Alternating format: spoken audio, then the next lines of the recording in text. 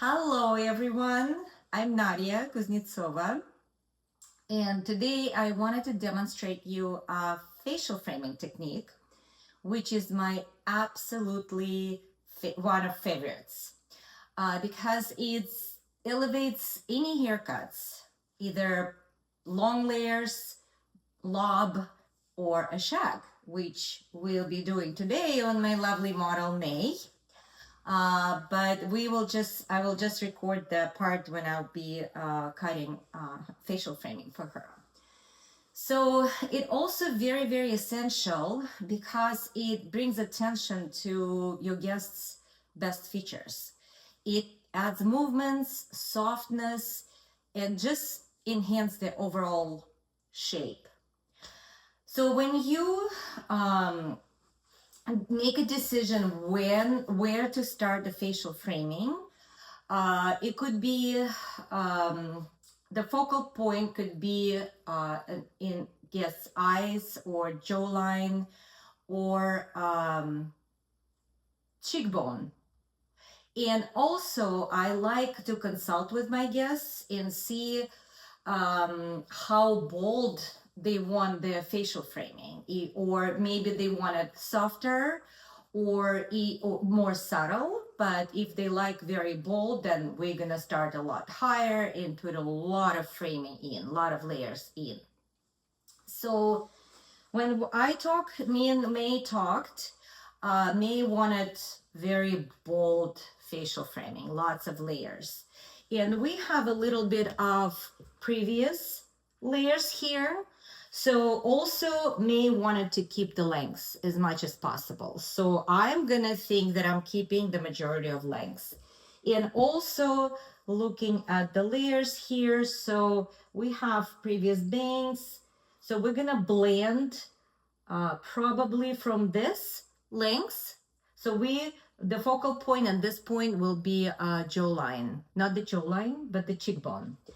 And I'm gonna connect and blend everything down to the perimeter. So when I do facial framing, I like to separate front from the back, just behind the ear, and clip it away. So it's a very nice and clean section. Clipping it away. And I'll just turn your chair like this. Perfect. So I like to make 3 sections when I cut facial framing. So the first one, diagonal back. So it's going to be from the front hairline to about top of the ear. Depends on hair density, of course. So this time I might go just a little bit closer to the top. So right before the top of the ear. My second section would be less, a little bit softer diagonal, softer, not a steep angle. So that's going to be my second section. So I'm gonna, and the last one is gonna be straight, whatever hair we have left to add. Okay, so I'm gonna section this away until I'm ready to cut. And the second section as well, make a cleaner line here. So I don't proceed cutting until I'm satisfied with my section. So May likes a lot of layers in a softer look, so I am gonna cut with a razor. So to start with, I'm gonna turn a little bit, and make sure if you're cutting with a razor, keep your hair pretty moist. So just remember, it's very important to use a natural fall of hair. It will ensure the shape lays correctly when the hair is dry. Either it's styled or even left untouched. So it got a little drier while I'm talking, so I'm gonna spray a little bit more water. And I am looking what hair does, how it lays, and I'm gonna start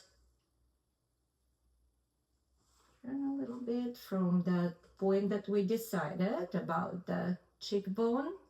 And I am gonna slightly turn, so I cut the edge, and I'm gonna shape it around, going to the from the short to longest.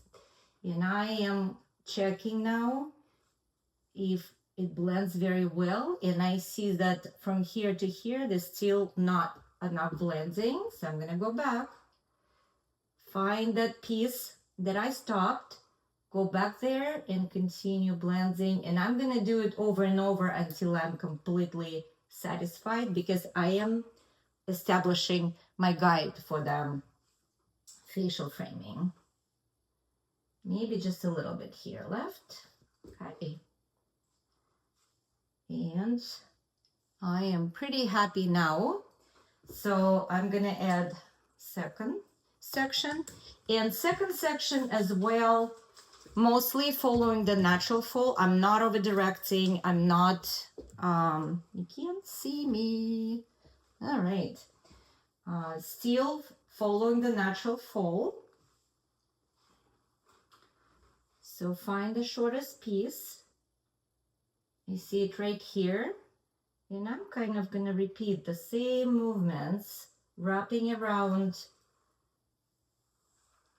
under the chin, creating very soft transitioning from short to long.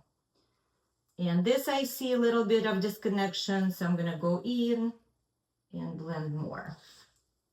So now I established my guide. So the third section, this time I'm going to go over direct and stand this way. So now I have my guide. So I'm going to over direct and comb that section towards me.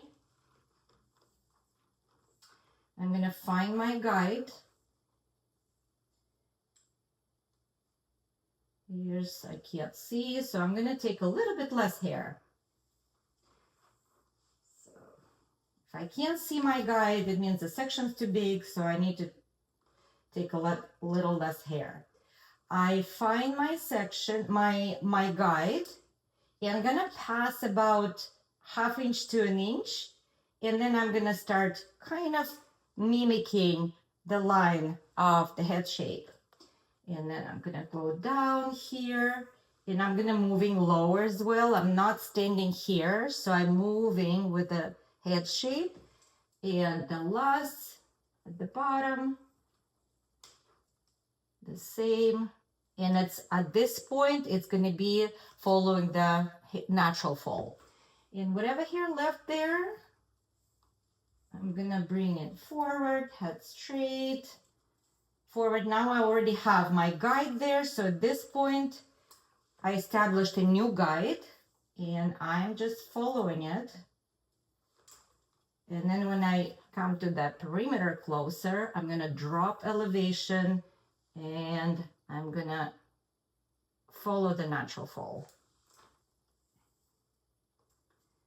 Maybe just a little bit disconnection here. Okay, so this is the facial framing technique, and you can continue on the other side, exactly the same, but you're going to be moving this way, curving around, but remember you have to follow the natural fall. So the key takeaway is the facial framing is a very small touch, but makes a very big impact. Great for refreshing an old haircut, adding dimension with our major change. So thank you very much for watching, and if you have any questions, I'm happy to answer them.